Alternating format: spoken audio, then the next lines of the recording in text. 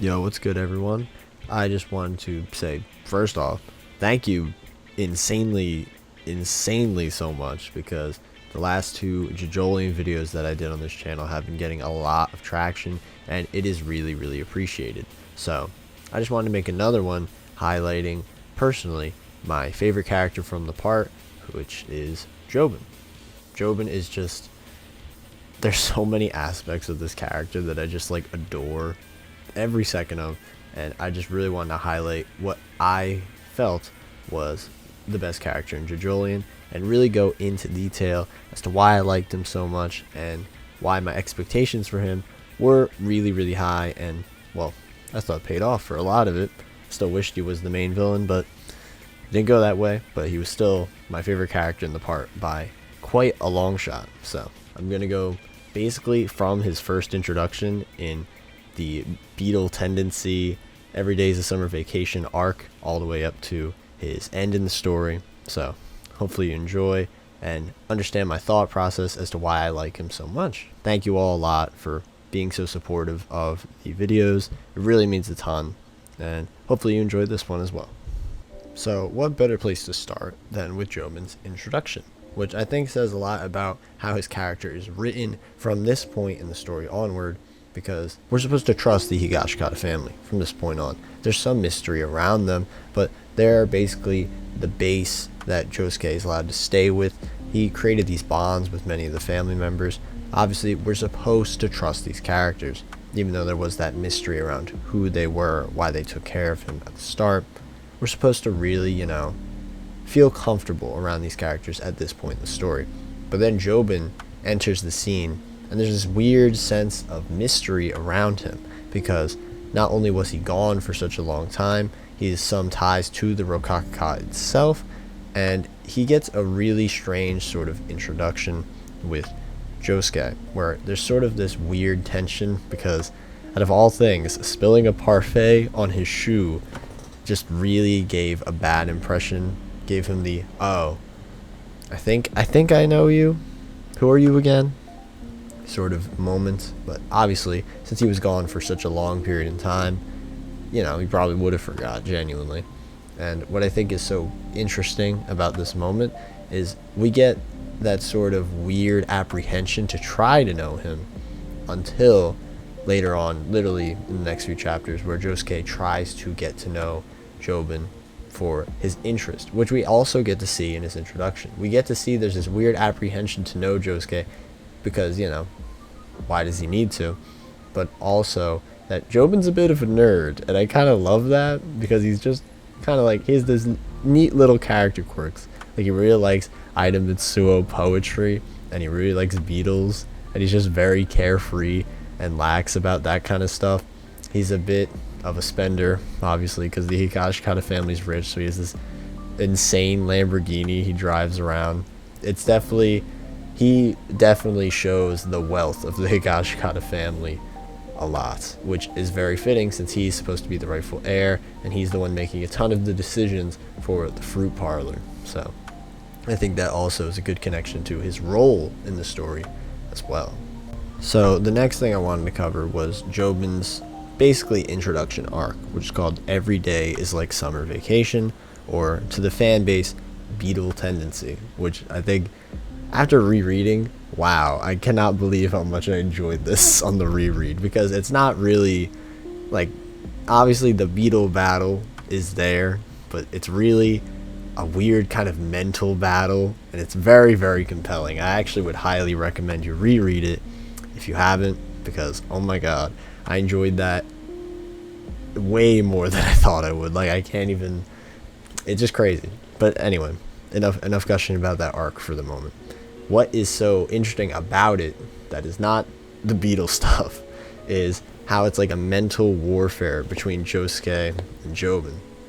Josuke is trying to learn Jobin's stand ability, what he was doing, if Jobin possibly knows who Josuke is, because Jobin has had ties to the rock humans, which is what makes him such a fascinating sort of threat, because Jobin, we don't know what side he's really on, and that's what I think makes him so compelling. He's a very gray character. We don't know if he's for the HIGASHIKATA family because, you know, he's working with the rock humans, and the rock humans know all this negative stuff about Josuke's past. And it's just like, what side are you on? Are you an enemy or are you an ally? And I think that's what makes him so fascinating. And specifically with the way he conveys himself through this Beetle fight, which is so, I can't believe I'm saying that, but it really is a ton.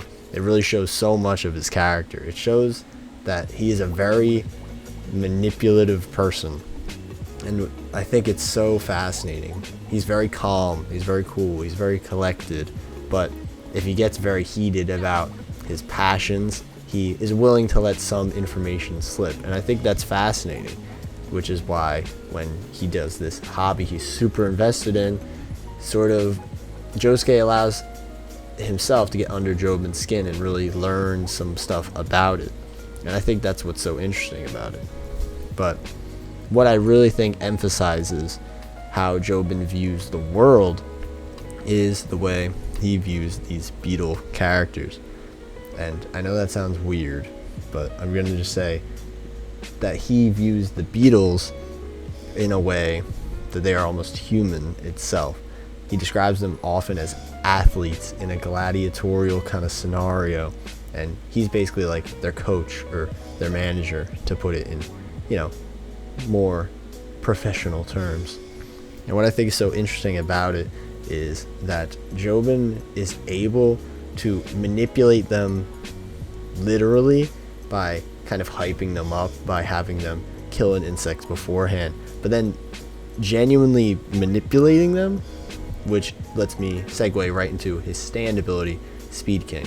Now, Speed King has the ability to heat up some nerves inside of one's body that allow them to get really, really, you know, altered in a distinct way.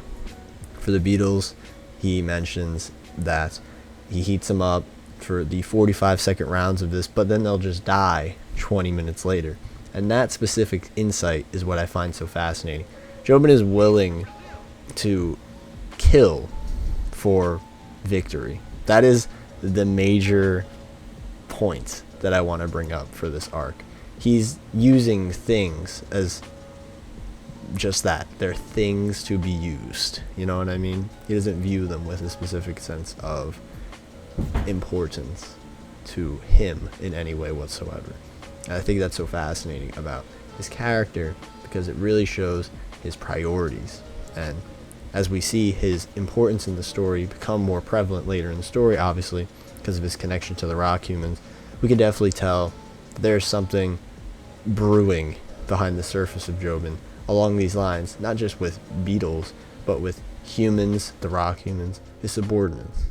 And I think it's really interesting because Jobin is very negative to people who want to help him, while Josuke is very welcoming to people who want to help him. So I know I just rambled for a long time about just this introduction, but I think it really says a lot about his character, so I just wanted to emphasize that importance. And one other thing I didn't mention is his importance to the family itself. I didn't really focus on that much. He is, you know, the head of the fruit parlor, the heir to the entire family's wealth. He is the oldest sibling, so many of the other characters look up to him. He is Tsurugi's dad. He is Mitsuba's husband. Basically everything in the family is leading up to him being the next person, and especially because he's the only one with a child, I would say, is really, really evident. And Tsurugi is basically the entire goal of the story. It's breaking the curse of the rock disease, and seeing that Jobin has a really, really, really strong motivation for doing the things he does, which is to save his son. We can tell that there's some clear motive behind what he does, and there's a reason why he views people as a means to an end, because his means to an end isn't just making the Higashikata fruit parlor better, it's also saving his son, because obviously that's his real goal. That's what I like about Jobin a lot. He's able to really balance these moments of genuine emotion and just cold-heartedness and just genuine apathy for so many people. I find it incredibly compelling because he walks this line, which I would say is a lot of his character, He always walks the line between good and evil a lot, because he's meant to be an ally, because we as the readers want to see Tsurugi get healed, because Tsurugi is a character we care about, because, you know, he's been really helpful to Josuke throughout the entirety of the story, and he's a child. Obviously we don't want to see this little child die, because that would be crazy. And Jobin is using his notoriety, his wealth, to try everything he can to ensure Tsurugi can get healed, yet at the same time there's this sense that he's doing it the wrong way, while Josuke is trying to do it the right way, which is, again, more contrast between the two characters that I really enjoy, because I feel as though Jobin and Josuke's dynamic of how they view people, how they use people, and their motives in general for trying to ensure safety is, I think, very, very heavily contrasting with one another, because Josuke, he obviously wants to save people like Holly, but he wants to do it in the way where people who are using the Rokakaka negatively in order to make money and make people suffer for not being able to be saved get taken down, while Jobin, on the other hand, doesn't really care about that. Since he's been born into this rich family, he's able to just easily access all this stuff, so he never really thinks about it in that regard. So he's just trying to use it in order to ensure Tsurugi's safe. But does he really care about other people? No. And to be fair, I don't think Josuke really cares about other people as well. I think Josuke just cares about Holly, but there's this idea behind Josuke's intention to save her that's, I think, is very different from Jobin's, because Josuke also wants to take down the rock humans, who are Jobin's allies, which again is another direct contrast with one another. Josuke's goals directly impact Jobin's goals, which makes both of them literally antagonists in another story. They are roadblocks preventing both of their goals from being achieved. And that's what I think is so fascinating, that if Josuke makes progress, Jobin loses progress. If Jobin makes progress, Josuke loses progress. I think there's this great sense of bouncing back and forth between these two characters, because I feel as though Jobin could have an entire arc focused on him and the rock humans, and that would have the ability to tell us everything we need to know about what's going on with Josuke's story. And as Josuke does many, many times, we can tell what's going on in Jobin's story through Josuke's actions. I think it's really fascinating. Now, speaking of Josuke, obviously, there's one scene in particular I feel like I absolutely have to bring up to show just how much anticipation I had for Jobin as a character, which was when he took out Yasuo. That was crazy when I was first reading that monthly. I remember I was like, oh my god, Jobin's really gonna be the guy now. And it was just, that moment was so hype. And as the story continued onward and Yasuo got into more false deaths, it was a bit annoying, but seeing that Jobin took the offensive to take out Yasuo and ensure that Josuke would not have her assistance for a bit of time definitely showed that Jobin further emphasized that manipulative nature to him. He knows how to get under people's skin. He knows what's important to them, and he knows how to use that to make them suffer. And I think that's so fascinating, because Yasuo is someone that Jobin knows and has known for a really, really long time. Like, I remember in that page, he even says, I'm pretty sure this is my brother's girlfriend, because he has no clue. He doesn't really know who she is, but he knows of her. And she's even considered to be one of the family. Like, I remember they do a little photograph and she's invited in, like, oh, Yasuo, why don't you come join in? And I think the fact that Jobin just doesn't care is so cool. He knows what's important to him. And what's important to him is his family, but more specifically, Mitsuba and Tsurugi, because they're his, family. While even his siblings, like, you're my brother's girlfriend? Who cares? You're friends with that one guy who lost his memory? Who cares?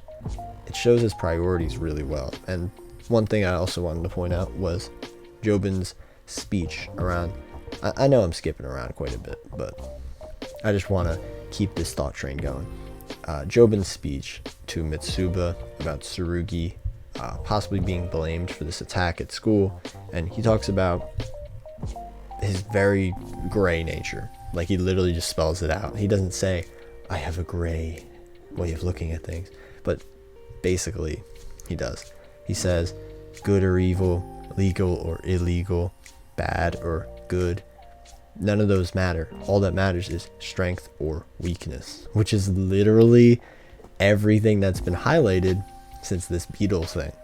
Because he's like, oh, the Beetles are stronger, but I could just manipulate them to be even stronger, and then they'll die, but I would have won by using them. Essentially, I think that Jobin's entire mindset of strength versus weakness is incredibly interesting. Like, it's so interesting, and the fact his stand ability ties right into the idea of manipulating people, doing the same idea of altering one's own mindset or body in order to get what he wants.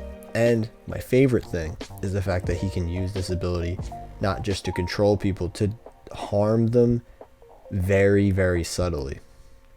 For example, at the end of the Beetle fight, yes, we're all the way back to the Beetle fight, Josuke out of nowhere starts getting this massive nosebleed from Jobin heating up one of the nerves around his nose and his face. And I think that's such a subtle way of showing dominance over Josuke. He's like, here, why don't you take this tissue? Take this tissue. And it's so intimidating, even though it looks so normal. The idea behind it is just so, the power dynamic itself. Jobin always feels he has to be superior to other people, putting them in a place of weakness so he could show his usefulness. So they will rely on him, then he can use them later. Now, the last thing I want to bring up is the obvious, the intentions that Jobin had to team up with the rock humans to take out Josuke, because Josuke is halting progress of the fruit parlor. He is literally an antagonistic force in Jobin's goal. So Jobin's like, screw this guy, we're going to take him out. And what I think is so compelling is that Jobin really shows he cares, not about the rock humans themselves, but about his ambition. And his ambition, his drive. It's very equal to Josuke's ambition to find out who he is. Jobin's ambition is to make sure his family is secure and safe, but he does it in such negative ways that damage other people that Josuke almost has this sort of, not righteous, because I wouldn't say righteous at all, but a more personal, distinct goal that feels more personal, you know? Obviously, there's more of a motivation to get behind with Josuke, with the I want to know who I am, amnesia kind of motive, instead of Jobin, which is just I want to make sure my family is safe. But that's also not a bad goal, which is what I think is so compelling about it. Both these goals aren't like I want to take over the world, I want to, you know, negative things. They're both really positive goals, self-discovery and safety. There's no negatives here. It's just the way they go about it. And Jobin, there's one scene I remember specifically after Damo Tamaki is taken down by Josuke. Jobin is seen bawling in his car. And I think it's so fascinating because he finally realizes, like, oh, Josuke is, he's really trying to screw me over.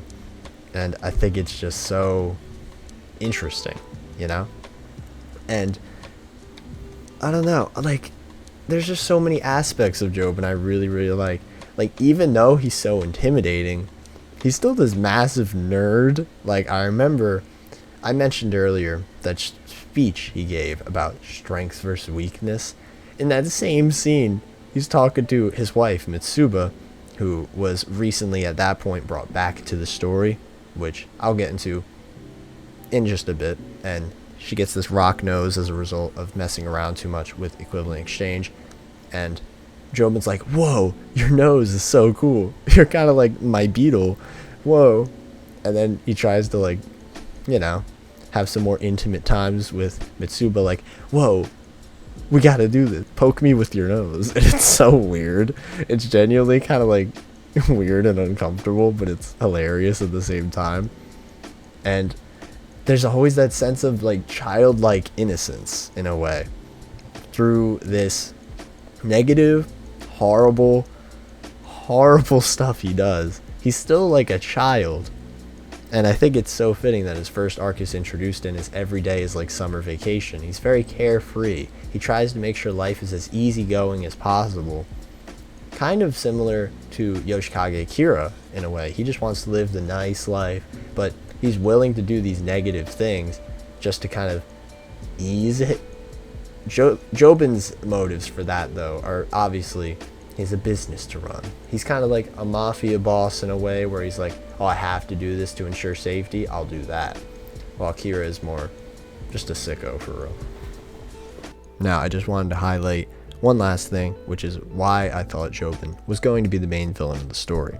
Well, obviously, Jobin and Josuke have this antagonistic relationship with one another, which I've mentioned many times in this video at this point, but the main reason that I thought so was that Mitsuba was reintroduced into the story. Now, Mitsuba was always there from the start of the story. Tsurugi's mom, while Jobin wasn't there, Mitsuba was there. Mitsuba then kind of just faded into the background, kind of like Kei, Kyo, Nijimura, and it felt as though they weren't really relevant into the story, but then they were brought back in, and I'm wondering, why would Araki bring these characters back in? It's kind of intriguing, and I realized that specifically with Mitsuba, there's a very strong relation to Jobin, obviously, being his wife, and there's a very strong relation between Mitsuba getting hurt in the hospital with the rock humans to Jobin, all of them linked together. And what I think is so interesting about this is the fact that Mitsuba was brought back into the story almost unceremoniously at all. It's like, oh yeah, you're her. It's you. You know, it felt as though we should have cared about her, but then she's like, oh, it's that person. You know what I mean? It felt very much of a dull kind of moment, but she got cooler and cooler as the story went on. She got a stand. She got all these great things happening to her, and I'm like, wow, you're getting a lot of development. I wonder why.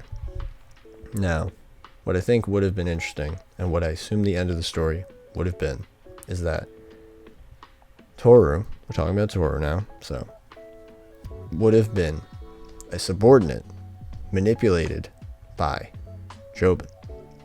And that's what I think would have been so fascinating, because Mitsuba has been shown to get really, really hurt by the head doctor on multiple occasions.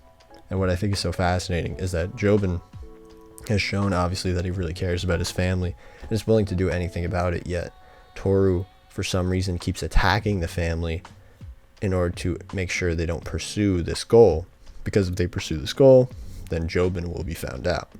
Now, I know this is a bit kind of hard to explain, I guess, but that's how I interpreted it, at least. So, if you have any thoughts on how Jobin could have been incorporated as the main villain, let me know. I think it would be interesting to hear, because obviously I had a lot of expectations for this guy, so I'm curious what yours were as well. Now, because of this blend of childlike innocence, yet cruel sort of motives and apathy towards many people, there's a really strong contrast between his cold-heartedness and his endearing nature, which I find absolutely fascinating. I've been reading JoJo's for a really long time now, ever since I was in high school, so like 5+ years, and Jobin has definitely risen to the top 10 JoJo characters of mine, and I'm not going to tell you the rest, because that might be a video later on, but just letting you know, Jobin is a character I really, really liked, basically from his introduction to his end, and I thought it was really, really cool. Jobin, definitely my favorite character from part 8. I'm wondering, what are your thoughts on Jobin? Who is your favorite character in part 8? And yeah, that's really all my thoughts on Jobin. This is a long video. I noticed this is a long video, and if you did get all the way to the end, thanks, because that really means a ton. I hope you enjoyed this kind of style where I'm able to just gush about characters I really, really like, talk about all the aspects of them that I find fascinating, because I usually have more of a distinct format to these kind of things, but for Jobin, there's so many aspects that I did jump around quite a bit, so hopefully it wasn't that confusing. So yeah, if you enjoyed this video, make sure to do the YouTube spiel, like, comment, and subscribe. It would really mean a ton, and let's hope this video goes as crazy popular as the other ones did, which was really, really great. So thank you all once again for the support for this JoJo content. I was a bit nervous to make them, obviously, because this is a primarily One Piece channel, but I'm really glad you guys like my thoughts on a series I care so much about. So hopefully you stick around for more, and with that, have a good one.